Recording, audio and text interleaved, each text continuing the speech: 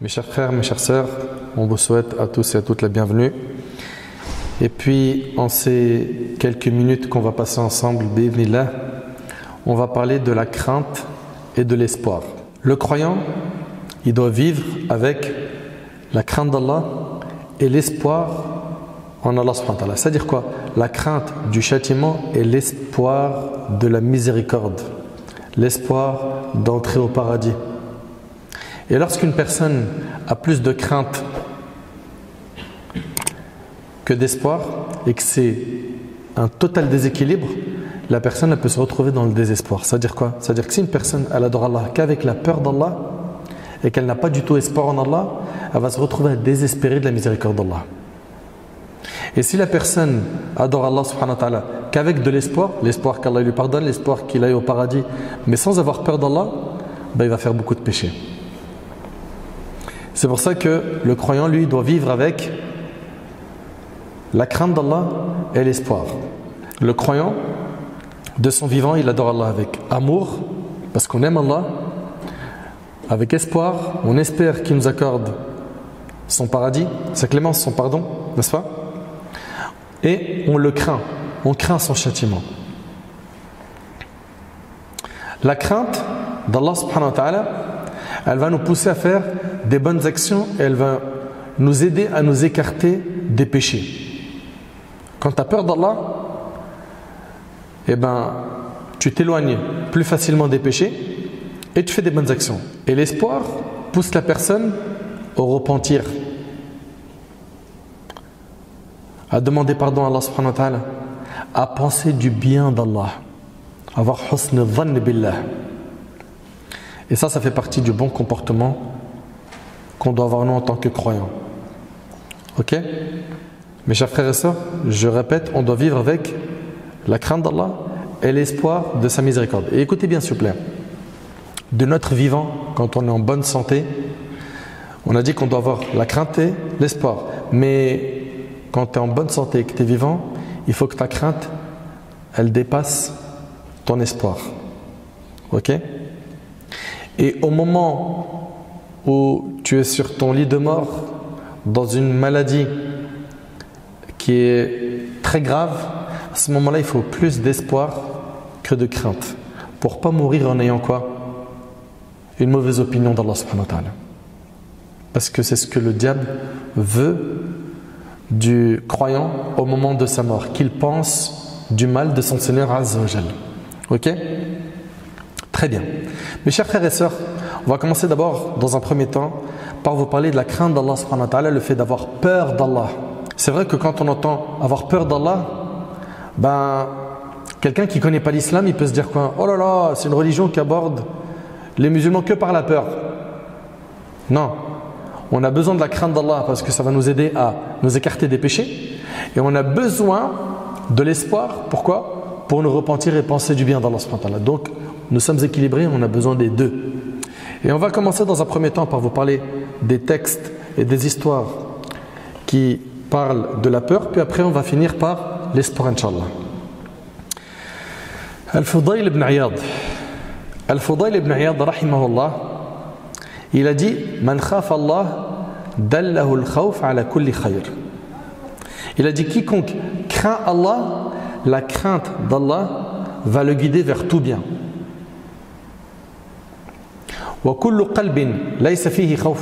Écoutez bien. Et il a dit, et tout cœur qui ne contient pas la crainte d'Allah, c'est un cœur qui est détruit. Je répète, quiconque craint Allah, sa crainte le guidera vers tout bien. Et tout cœur qui ne contient pas la crainte d'Allah est un cœur détruit, anéanti. Et Al-Hassan al-Basri, rahimahullah, quand on lui a dit oh Abu Saïd, nous restons avec des gens qui nous font peur d'Allah, ok? Qui nous font peur d'Allah subhanahu wa ta'ala, jusqu'à ce qu'on en arrive à un stade où notre cœur est à deux doigts de s'envoler, de quitter le corps tellement on a peur. Vous suivez? Al-Hassan al-Basri, rahimahullah, il a dit par Allah, écoutez bien s'il vous plaît, Il a dit par Allah que vous fréquentiez des gens qui vous font peur. Qui vous font peur de qui? D'Allah dans ce bas monde, jusqu'à ce que vous vous retrouviez en sécurité le jour du jugement. Vaut mieux pour vous que de fréquenter des gens qui vont vous mettre en sécurité sur terre, et le jour du jugement vous allez vous retrouver dans la peur.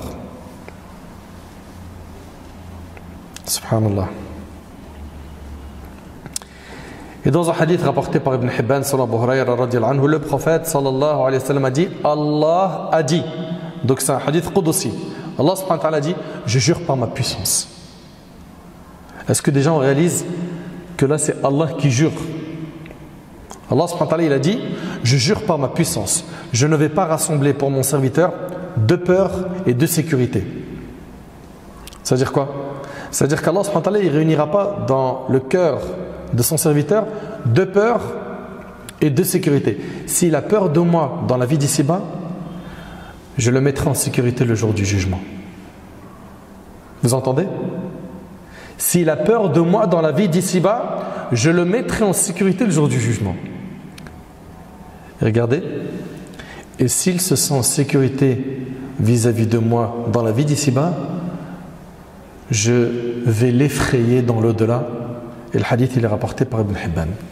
Combien ils sont nombreux ceux qui se sentent totalement en sécurité, à l'abri du stratagème d'Allah, qui font aucun effort, ni salat, ni siyam, ils ne préservent pas leurs membres du haram, et tranquille, il te dit non mais Allah il est Ghafour Rahim, Allah il est pardonneur et miséricordieux, t'inquiète, il faut faire les causes, là pour l'instant tu ne fais pas de cause, tu t'exposes à un grand danger.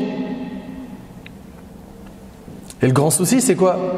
C'est qu'on a tout misé sur la vie d'ici-bas. À croire qu'il n'y a pas de vie après la mort. Alors que nous, en tant que musulmans, en tant que croyants, nous savons très bien, pertinemment, qu'après la mort, il y a la vraie vie. La vraie vie, c'est celle de l'au-delà, celle qui est au paradis. Et c'est soit tu vas obtenir cette récompense, qui est Al-Jannah, Allah ma'ja'alna min ahli al-Jannah ya Rabb, soit qu'Allah nous en préserve, tu seras humilié dans le châtiment d'Allah. La vraie crainte d'Allah, c'est celle qui fait en sorte que le serviteur s'écarte des péchés et qui pousse le serviteur à faire des bonnes actions. La personne qui craint vraiment Allah subhanahu wa ta'ala, c'est une personne qui a entretenu sa foi correctement. Pourquoi? Parce que, écoutez bien s'il vous plaît, la vraie crainte d'Allah, c'est le fruit, c'est le résultat d'une foi bien entretenue. Regardez Allah subhanahu wa ta'ala, combien de fois il nous demande de le craindre dans le Coran. Allah tabaraka wa ta'ala il dit innama dhalikum ash-shaytanu yukhawwifu awliya'ah fala takhafuhum wa khafuni in kuntum mu'minin. C'est le diable qui vous fait peur de ses adhérents. N'ayez donc pas peur d'eux, mais ayez peur de moi si vous êtes croyants. Donc Allah subhanahu wa ta'ala il nous invite à le craindre. Et regardez avec moi ce qu'Allah tabaraka wa ta'ala nous dit dans le Coran. وَكَذَلِكَ أَخْذُ رَبِّكَ إِذَا أَخَذَ الْقُرَى وَهِيَ ظَالِمَةٌ إِنَّ أَخْذَهُ أَلِيمٌ شَدِيدٌ إِنَّ فِي ذَلِكَ لَآيَةً لِمَنْ خَافَ عَذَابَ الْآخِرَةِ ذَلِكَ يَوْمٌ مَجْمُوعٌ لَهُ النَّاسُ وَذَلِكَ يَوْمٌ مَشْهُودٌ وَمَا نُؤَخِّرُهُ إِلَّا لِأَجَلٍ مَعْدُودٍ يَوْمَ يَأْتِي لا تكلم نفس إلا بإذنه فمنهم شقي وسعيد فأما الذين شقوا ففي النار لهم فيها زفير وشهيق خالدين فيها ما دامت السماوات والأرض إلا ما شاء ربك إن ربك فعال لما يريد وأما الذين سعدوا ففي الجنة خالدين فيها ما دامت السماوات والأرض إلا ما شاء ربك عطاء غير مجذوذ. Subhanallah. Allah subhanahu wa ta'ala il nous dit quoi? Telle est la rigueur de la prise de ton Seigneur quand il frappe les cités lorsqu'elles sont injustes. Son châtiment est bien douloureux et bien dur. Regardez là il dit quoi? Son châtiment est bien douloureux et bien dur. Il y a là un signe pour celui qui craint le châtiment d'Allah. C'est un jour où les gens seront rassemblés et c'est un jour solennel attesté par tous. Et nous le retardons que pour un terme bien déterminé. Le jour où cela arrivera, nulle âme ne parlera qu'avec sa permission, avec la permission d'Allah. Personne ne parlera le jour du jugement à part ceux qui ont reçu la permission d'Allah. Il y aura des damnés et des heureux, des gens qui seront malheureux et des gens qui seront heureux.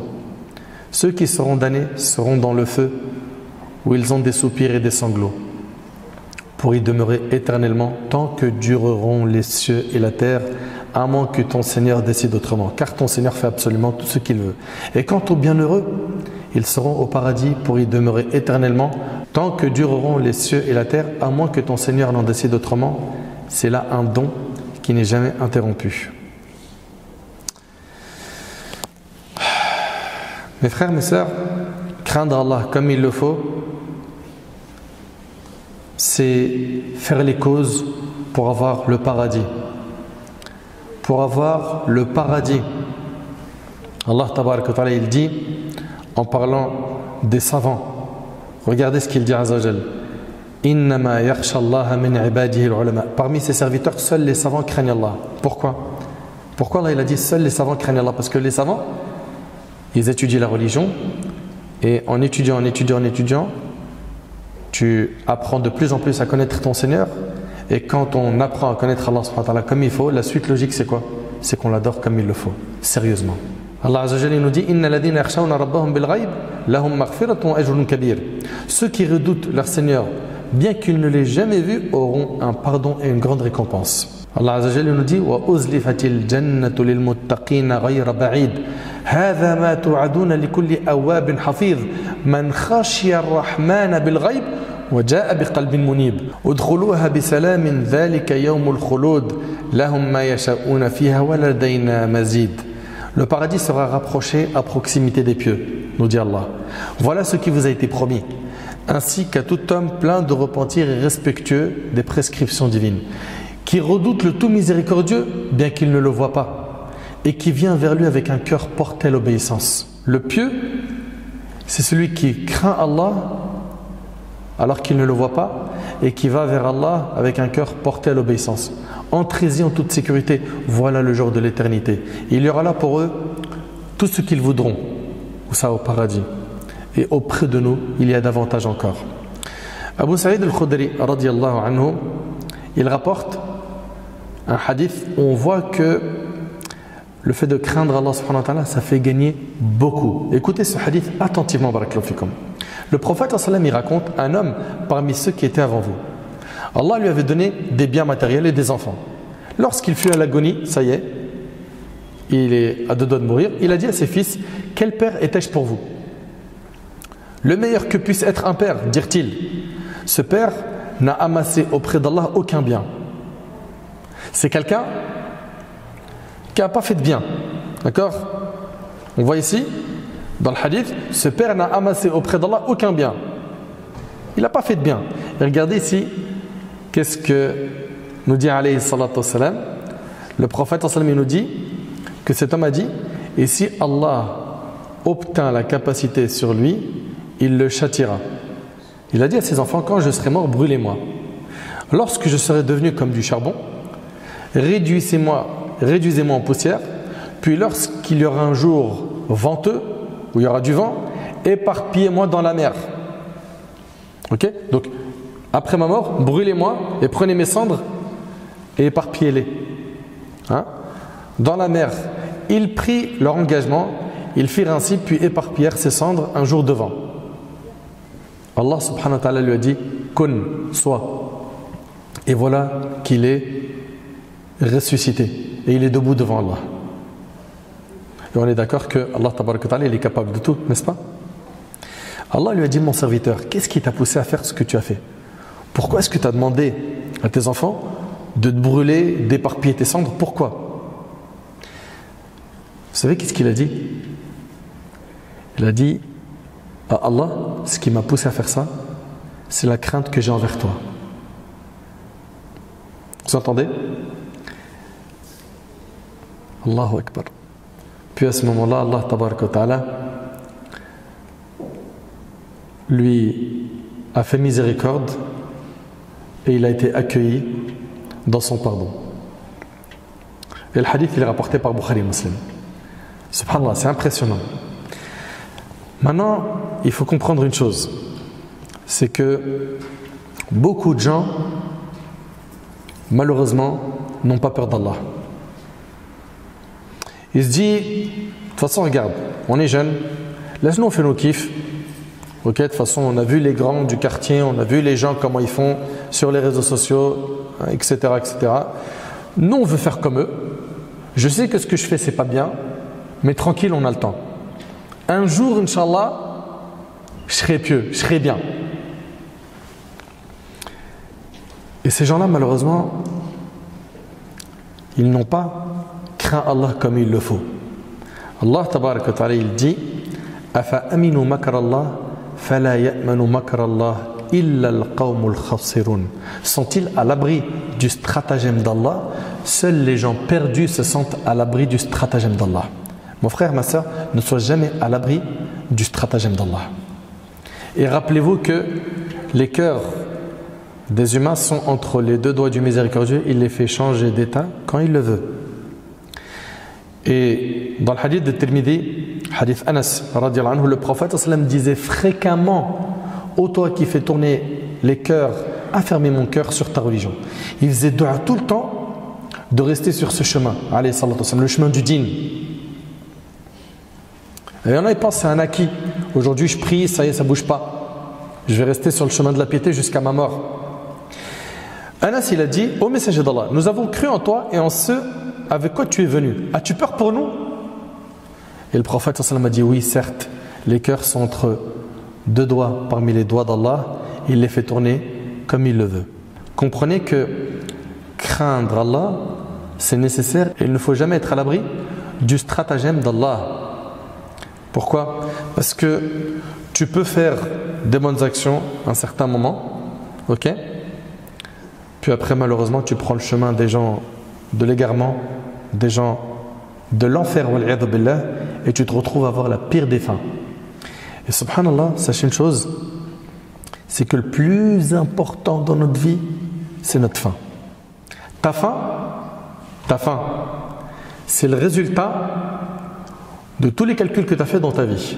Si tu as fait des bons calculs, bi'idhnillah, tu as une bonne fin. Si tu as fait des mauvais calculs, ta fin elle est atroce. Le prophète alayhi salatu wassalam, il nous dit dans le hadith rapporté par Bukhari et Muslim selon Abdullah ibn Mas'ud radhiyallahu anhu: je jure par celui en dehors duquel il n'y a aucune divinité, l'un d'entre vous peut agir comme agissent les gens du paradis, au point qu'il ne reste plus qu'une coudée le séparant du paradis, puis être rattrapé par le destin, agir comme les gens de l'enfer et finalement y entrer. Il faut toujours rester prudent, vigilant, parce que tu peux basculer même au dernier moment de ta vie. D'où l'importance de bien craindre Allah subhanahu wa ta'ala. Et l'un d'entre vous peut agir comme agissent les gens de l'enfer, au point qu'il ne reste plus qu'une coudée le séparant de l'enfer, puis être rattrapé par le destin, agir comme les gens du paradis et finalement y accéder.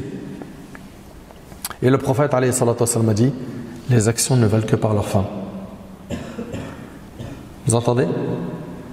Les actions ne valent que par leur fin. Le plus important, c'est ta fin.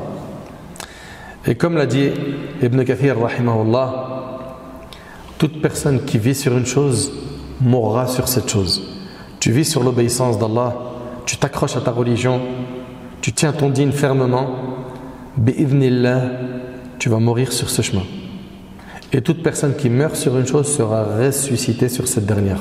Comprends donc que tu as deux choix. Si tu vis sur le chemin de l'obéissance, tu vas mourir sur une bonne action et tu seras ressuscité sur la bonne action.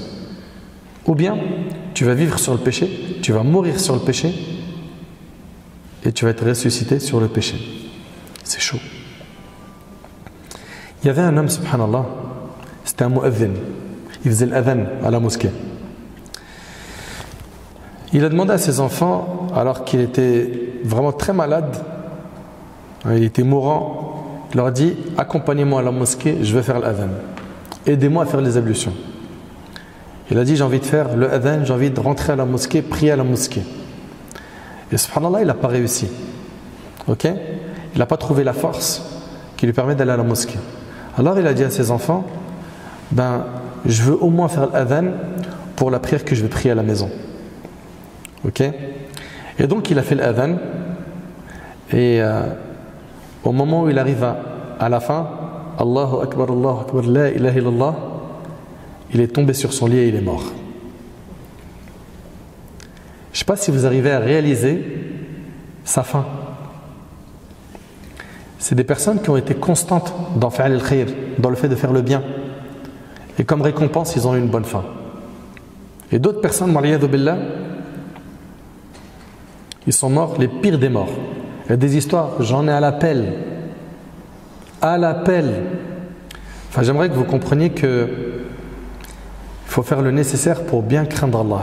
Et la plus grande clé qui va nous permettre de craindre Allah, vous savez c'est quoi? C'est le fait de bien connaître Allah.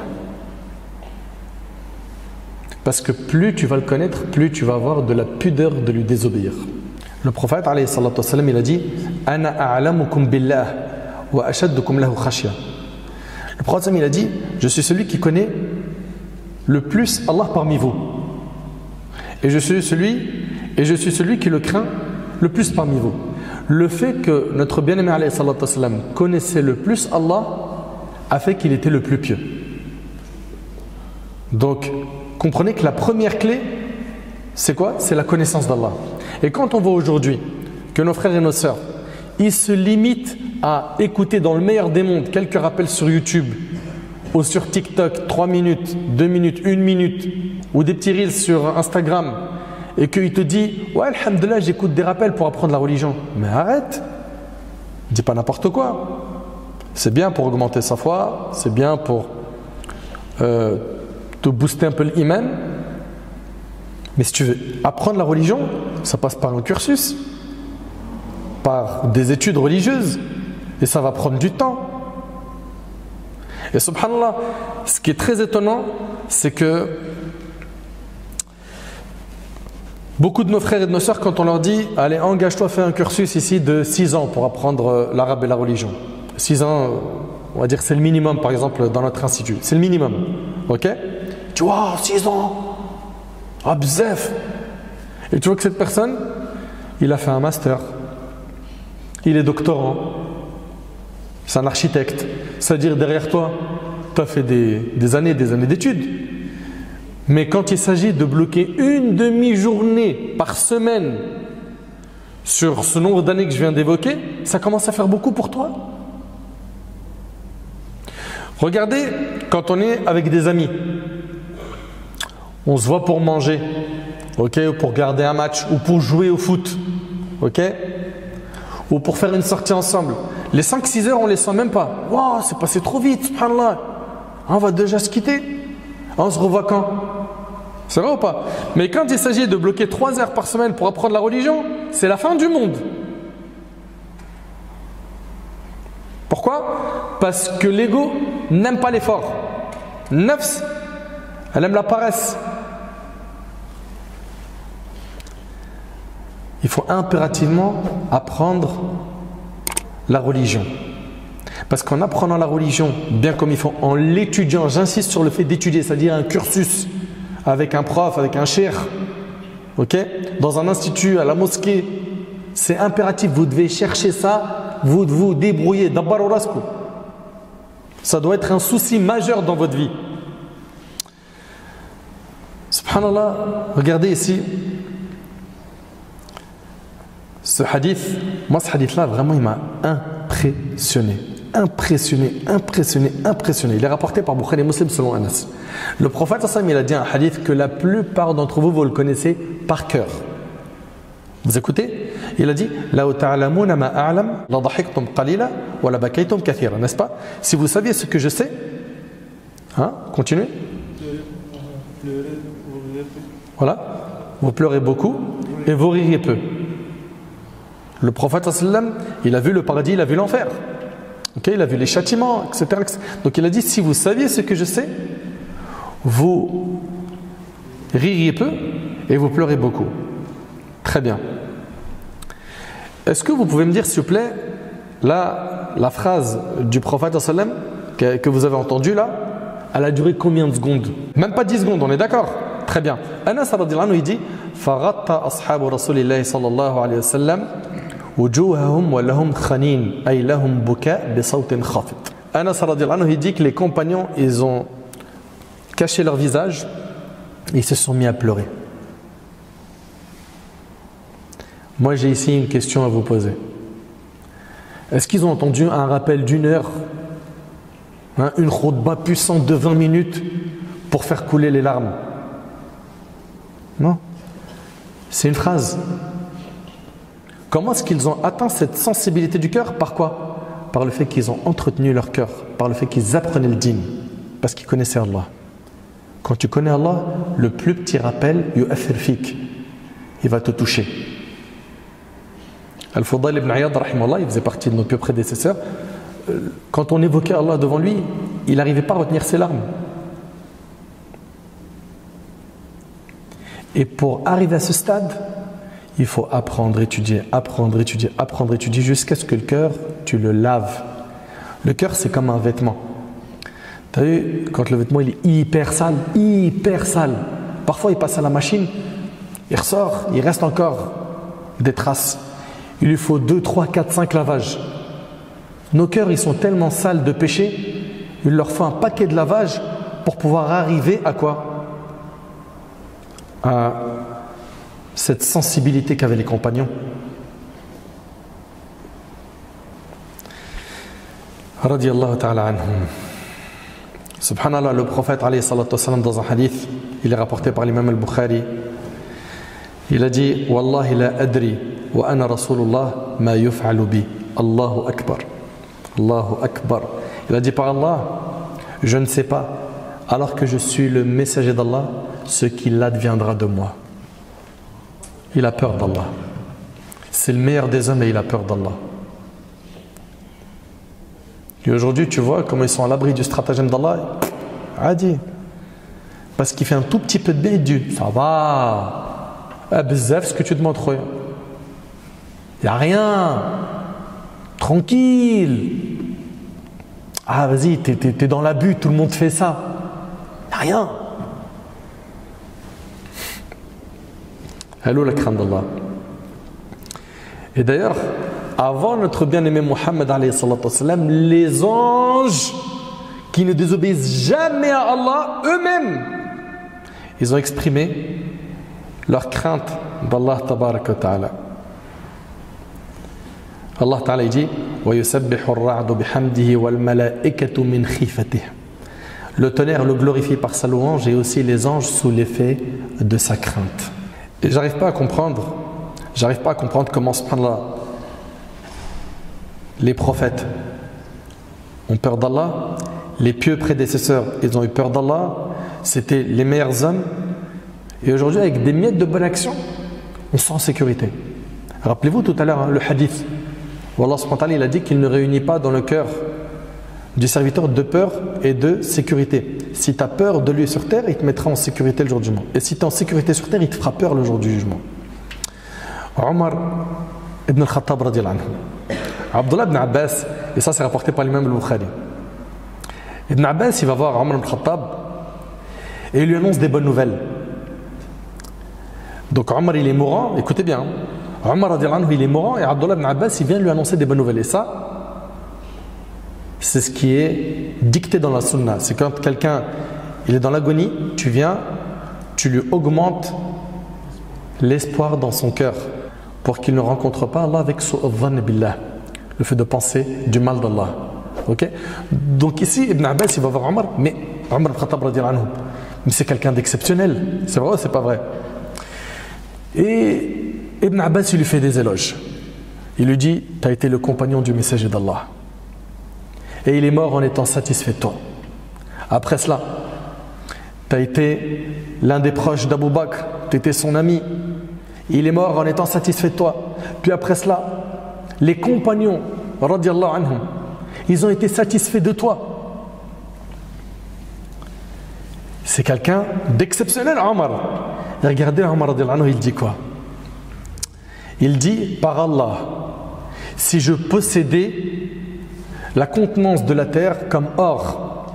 Omar radiyallahu anhu dit s'il possédait toute la terre en or, il dit: je l'aurais dépensé pour que Allah me mette à l'abri du châtiment le jour où je vais le rencontrer. C'est-à-dire qu'Omar radhiyallahu anhu, il a peur du châtiment d'Allah subhanahu wa ta'ala. Subhanallah. Ils avaient des cœurs bien entretenus. Et Abdullah ibn Mas'ud radhiyallahu anhu, il a dit, recherche ton cœur dans 3 situations. Écoute attentivement s'il vous plaît. Ibn Mas'ud, ce noble compagnon, il a dit, recherche ton cœur dans 3 situations. 1. Lorsque tu écoutes le Coran, est-ce que tu te sens bien? Est-ce que quand tu écoutes le Coran, tu te sens bien? Tu vas me dire, ouais, mais moi je ne le comprends pas. Et alors? Il est possible que toi qui dis ça, il est possible que pendant que tu me dis ça, en même temps tu t'écoutes du son, de la musique, ou à l'époque tu écoutais de la musique, et des fois tu écoutais des sons que tu ne comprenais pas, en américain, en espagnol, et puis ça ne t'a pas empêché de continuer à écouter. Et là, la parole d'Allah, tu bloques.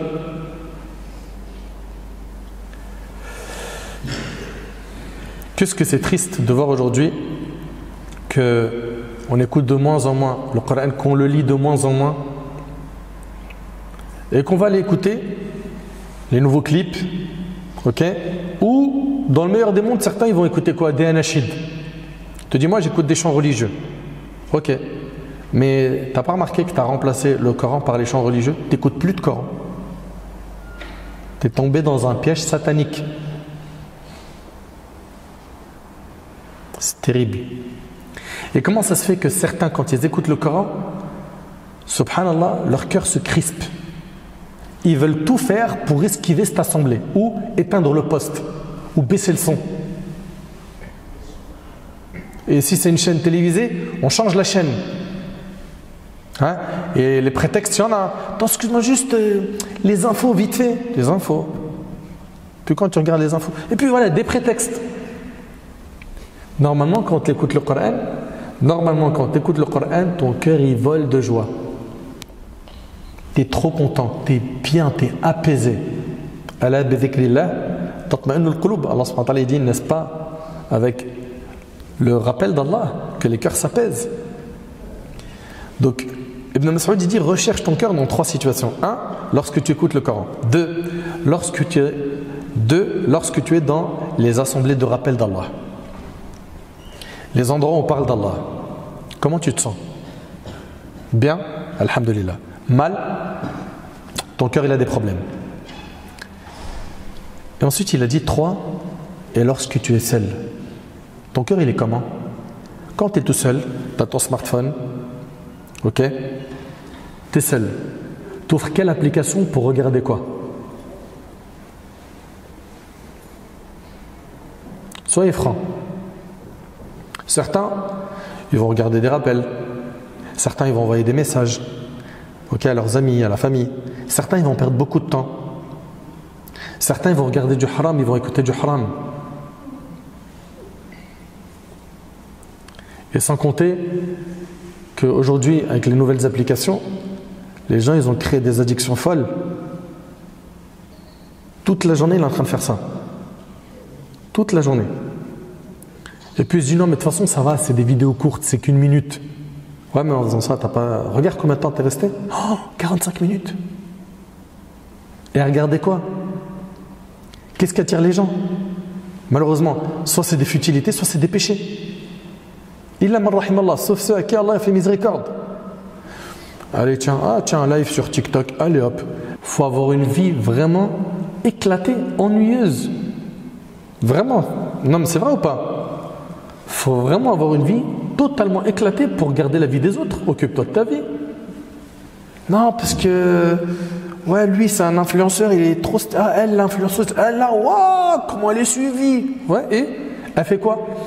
Ben, raconte sa vie. Mais quoi? Ben, attends, je vais te dire, il clique et tu vois, bon, ben là, je fais dormir les 2 petits.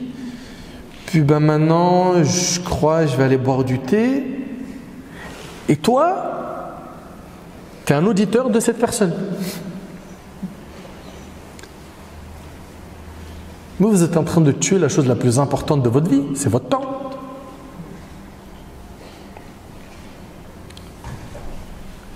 Subhanallah, t'imagines au moment de la mort, Allah subhanahu wa ta'ala nous dit que certains vont demander quoi?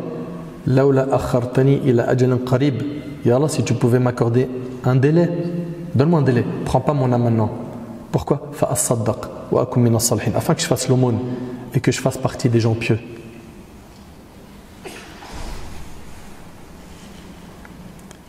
رب ارجعون لعلي أعمل صالحا فيما تركت كلا إنها كلمة هو قائلها. Ou bien il va dire comme si c'était dans le Coran, Seigneur, fais-moi revenir sur terre afin que je fasse du bien là où j'en ai pas fait, là où j'ai délaissé le bien. Et Allah il te donnera pas cette deuxième faveur.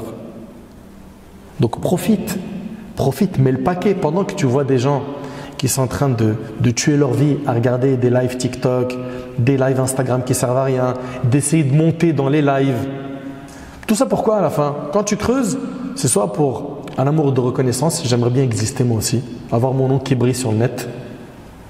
Parce qu'après, je vais être un TikToker, je vais gagner de l'argent, je vais être un YouTuber, un Instagrammeur. Allez apprendre des vrais métiers au lieu de faire n'importe quoi. L'imam Shafi'i, rahimahullah, regardez la crainte d'Allah de ces gens-là. Shafi'i, rahimahullah, Al-Muzani lui dit, alors comment est-ce que tu vas au imam? Il a dit, je vais quitter cette dunya et je vais me séparer de mes frères. Je vais boire le verre de la mort et qu'il va voir le bilan de ses actions après la mort qui sera présenté devant Allah. Et regardez ce qu'il dit, فَلَا أَدْرِي أَتَصِيرُ رُوحِي إِلَى الْجَنَّةِ فَأُهَنِّيهَا أَمْ إِلَى النَّارِ فَأُعَزِّيهَا. Et je ne sais pas si mon âme, elle va aller au paradis afin que je la félicite ou est-ce qu'elle va aller en enfer afin que je lui présente mes condoléances. Ça c'est l'imam Shafi'i, rahimahullah, c'est un homme très très pieux. Allahu Akbar. Malik ibn Dinar, rahimahullah, c'est un homme pieux parmi nos ancêtres. يقوم الليل يبكي للعزيز الغفار. Il priait la nuit. Il priait la nuit et il pleurait pour Allah. وهو قابض على لحيته. Et il tenait sa barbe. ويقول يا رب يا رب. Il disait oh Allah, لقد علمت ساكن الجنة من ساكن النار. ففي أي الدارين منزل مالك بن دينار. Il a dit j'ai su ce qui était réservé aux habitants du paradis et aux habitants de l'enfer. Oh Allah, dans laquelle de ces deux demeures sera celle de Malik ibn Dinar? Je serai où, Allah, au paradis ou en enfer? Et c'était des gens pieux, c'était des gens qui faisaient beaucoup d'efforts dans les adorations. Mes chers frères, mes chères sœurs, il faut impérativement qu'on ait la crainte d'Allah, qu'on ait peur du châtiment d'Allah subhanahu wa ta'ala. Regardez le feu qu'on a aujourd'hui dans ce bas monde. Vous avez vu quand il y a un incendie quelque part, vous avez vu à quoi ressemblent les dégâts? Eh bien, ce feu de ce bas monde, écoutez attentivement, est une des 70 parties du feu de l'enfer. Ça, c'est le feu qu'on a dans ce bas monde. Ça vient d'où ça, mon frère Nader? Abu Hurayra radhiyallahu anhu, il rapporte que le prophète sallam leur a dit votre feu, celui qu'allume le fils d'Adam, est une des 70 parties du feu de la géhenne. Hadith, il est rapporté par Bukhari et Muslim. Subhanallah. Et dans un hadith, le prophète sallam il a dit, il est rapporté par Bukhari et Muslim selon Nu'man ibn Bashir radhiyallahu anhu, il a dit le jour du jugement, l'homme qui aura les tourments les plus légers. C'est-à-dire quoi? C'est-à-dire le châtiment le plus léger le jour du jugement. C'est quoi? Sera quelqu'un à qui on mettra 2 braises dans les creux de la plante des pieds. Tu as vu le creux de la plante des pieds? Ces personnes-là auront 2 braises de feu qu'on mettra dans les creux de la plante des pieds qui font bouillir sa cervelle, si bien qu'il croit que nul n'a des tourments plus grands que les siens. Cette personne-là va penser que personne n'a de châtiment plus grand que lui. Je ne sais pas si vous réalisez, alors que ça c'est le plus petit châtiment en enfer. Le hadith il se termine par et c'est pourtant celui d'entre eux qui a le plus léger supplice. D'après Abu Hurayra radhiyallahu anhu, ce hadith là il est rapporté par l'imam al-Bukhari. Le prophète sallam a dit le paradis et l'enfer se sont disputés. Vous entendez? Le paradis et l'enfer se sont disputés. L'enfer a dit il y a en moi les tyrans et les orgueilleux. Et le paradis a dit il y a en moi les gens faibles et les pauvres. Ok? Est-ce que ça veut dire qu'il n'y aura pas de riches au paradis? Non. Non. mais que beaucoup de gens faibles et de pauvres seront au paradis. Allah a dit au paradis, tu es certes ma miséricorde. Par toi je fais miséricorde à qui je souhaite parmi mes serviteurs. Et il a dit à l'enfer, tu es certes mon châtiment. Par toi je châtie qui je souhaite parmi mes serviteurs et chacun d'entre vous sera rempli. Allahu Akbar. Les deux ils seront remplis. On sera où? Toi qui m'écoutes, réfléchis, fais un petit peu le bilan de ta vie. Tu seras où? Qu'Allah subhanahu wa ta'ala nous facilite tous d'être au paradis. Mais il y a une question qu'il faut qu'on se pose. Il faut être franc avec soi-même. Est-ce qu'on se donne les moyens d'avoir le paradis, oui ou non? Mes frères et sœurs, motivons-nous pour avoir le paradis. Car au paradis, il y a ce que nul œil n'a vu, aucune oreille n'a entendu et aucun cerveau ne peut imaginer ce qu'il y a au paradis. Il faut qu'on fasse le nécessaire pour accéder au paradis. Et comme vous avez pu voir, on a mis pas mal de textes en avant sur quoi? Sur la crainte d'Allah. On va maintenant vous parler de l'espoir, du fait d'espérer en Allah subhanahu wa ta'ala afin que personne pense que c'est totalement perdu pour lui. Non. Mes frères et mes sœurs, gardez en tête que tous les fils d'Adam sont des pécheurs, sans exception. Et que les meilleurs d'entre eux sont ceux qui se repentent. Et Allah subhanahu wa ta'ala, la porte du repentir, il nous l'a laissée ouverte.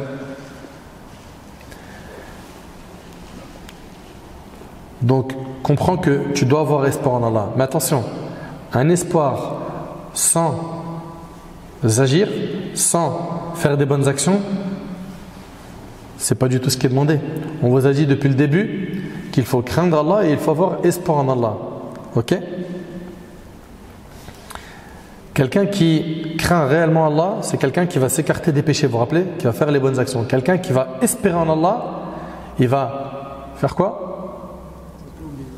Il va se repentir, n'est-ce pas? Et il va avoir une bonne opinion d'Allah tabaraka wa ta'ala. C'est de cette manière, et c'est de cette manière qu'on a un équilibre dans notre pratique religieuse.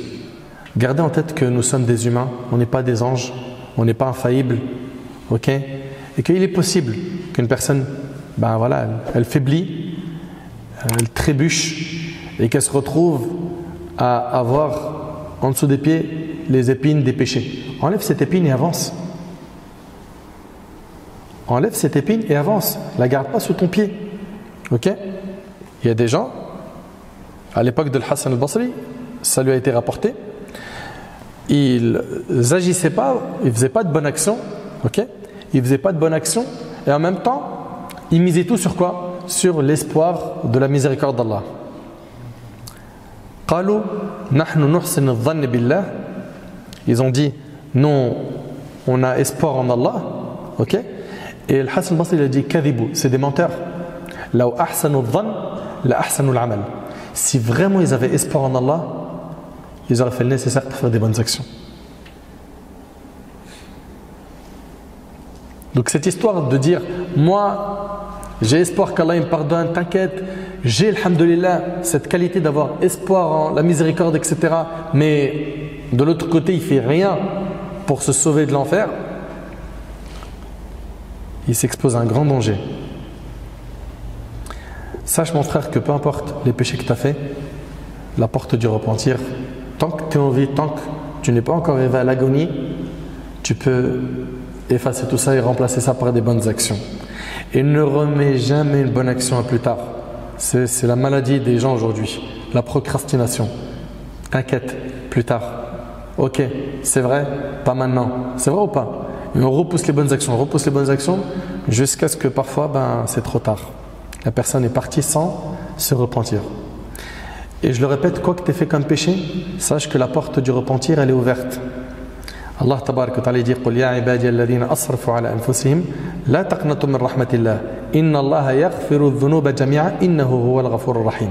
Dit ô mes serviteurs qui avaient commis des excès à votre propre détriment, ne désespérez pas de la miséricorde d'Allah car Allah pardonne tous les péchés. Désespère pas de la miséricorde d'Allah. Et Allah il te dit Allah pardonne tous les péchés. Oui, c'est lui le pardonneur, le très miséricordieux. Et subhanallah, le prophète il a dit dans un hadith rapporté par Muslim, par celui qui détient mon âme dans sa main, si vous ne commettiez pas de péché, si vous ne commettiez pas de péché, Allah vous éradiquerait et amènerait des gens qui commettraient des péchés, ils demanderaient alors pardon et Allah leur pardonnerait. Subhanallah. Et le prophète sallallahu alayhi wa sallam a dit dans un hadith rapporté par Muslim, il a dit: notre Seigneur descend chaque nuit vers le ciel de l'ici-bas lorsqu'il reste que le dernier tiers de la nuit et il dit: qui m'invoque, que je l'exauce, qui me demande, que je lui donne, et qui me demande pardon, pour que je lui pardonne. Et dans un autre hadith, le prophète sallam il dit: Iblis, Satan, regardez ce que Satan il a dit. Il a dit: je jure par ta puissance. Il a dit ça à qui? À Allah. Regardez ce qu'il a dit. Il a dit à Allah: je jure par ta puissance que je ne cesserai pas d'égarer tes serviteurs tant que leurs âmes seront dans leur corps. Vous entendez? Et Allah a dit alors: je jure par ma puissance et ma grandeur, je ne cesserai de leur pardonner tant qu'ils me demanderont pardon. Allahu Akbar. Allahu Akbar. Ça ouvre la porte de l'espoir, c'est vrai ou pas? C'est pas perdu. Je me souviens, il n'y a pas très longtemps, j'avais eu un frère qui était venu me voir pour se plaindre d'un problème privé. Et à un moment donné, il a craqué, il s'est levé, il s'est mis en colère. Et il m'a expliqué qu'il avait un passé hyper sombre.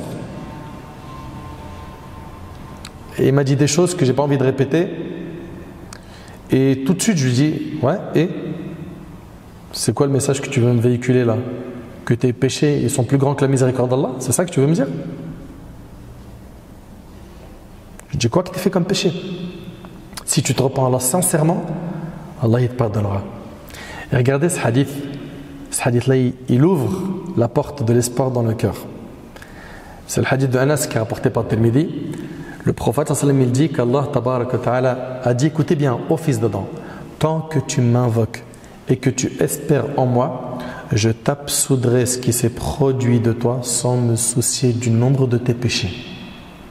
Tant que tu invoques Allah et que tu espères en lui, Allah il va te pardonner tes péchés sans se soucier du nombre de tes péchés. T'entends? Ô fils d'Adam, si tes péchés ont atteint les nuages du ciel, puis que tu me demandes de t'absoudre, de te pardonner, je te pardonnerai sans me soucier.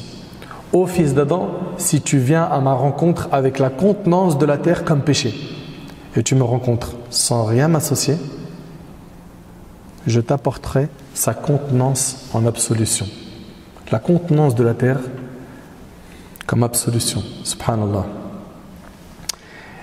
Et le hadith il est rapporté par Tirmidhi. Selon Omar ibn Khattab radiyallahu anhu, le prophète sallam vint avec un butin.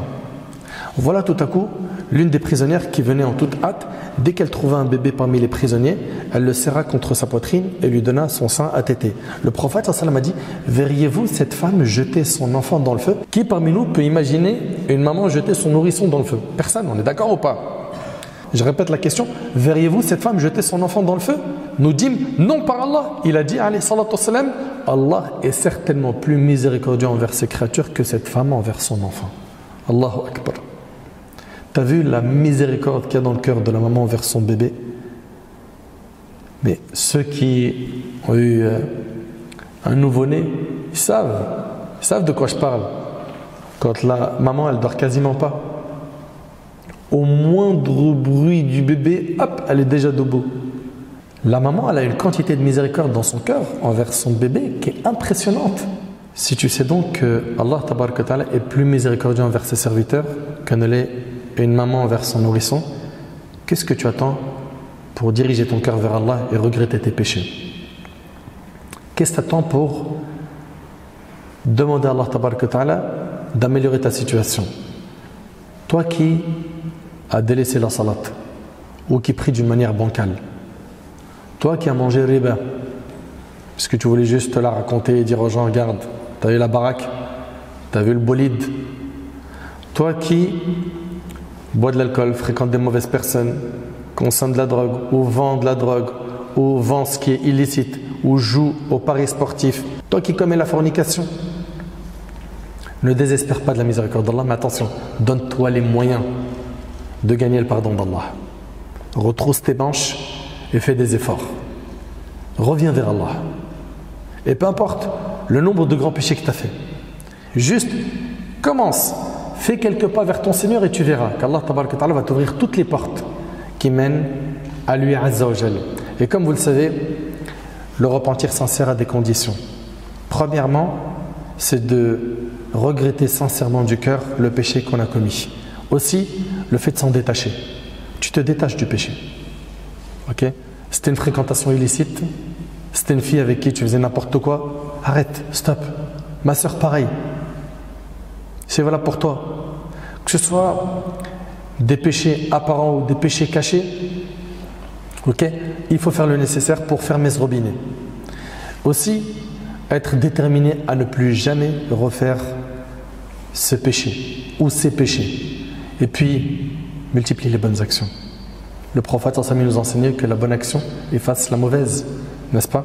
Et sois constant dans les bonnes actions. Pour cela, il faut que tu invoques Allah subhanahu wa ta'ala pour qu'il améliore ta situation. Il faut que tu fasses des efforts, il faut que tu fréquentes des pieux. Viens à la mosquée, écoute des rappels, fréquente des bonnes personnes. Et tu verras que bi'idhnillah, petit à petit, comme j'avais dit tout à l'heure, le vêtement, vous avez vu qu'il a besoin de plusieurs passages dans la machine à laver. Notre cœur aussi, on a besoin de le laver avec l'istighfar, le repentir, les bonnes actions, jusqu'à ce qu'il retrouve sa clarté. Une fois que tu auras fait ce repentir sincère, sache que le plus important, ça sera la constance sur le chemin de l'adoration. Parce que des fois, on a un pic, c'est vrai ou pas, de fois où j'ai écouté un rappel, je me sens super chaud. Ah ouais, ça y est, je sors de la mosquée, je vais faire des rak'at, je vais lire le Coran, je vais jeûner, je vais faire des aumônes. Ça dure 2-3 jours, puis après, piou, ça s'évapore. Le plus important, c'est la constance, c'est ce travail que tu vas faire dans la durée. Retenez bien que si vous avez espoir en Allah sans la crainte d'Allah, vous allez vous retrouver à faire des péchés. Et si vous avez que la crainte d'Allah sans l'espoir, vous allez désespérer de la miséricorde d'Allah en pensant que c'est fichu pour vous, que c'est trop tard. Gardons cet équilibre et il va falloir comprendre que c'est un oiseau, il a 2 ailes, qu'Allah tabaraka wa ta'ala me facilite ainsi qu'à vous de mettre en pratique le contenu de cette conférence.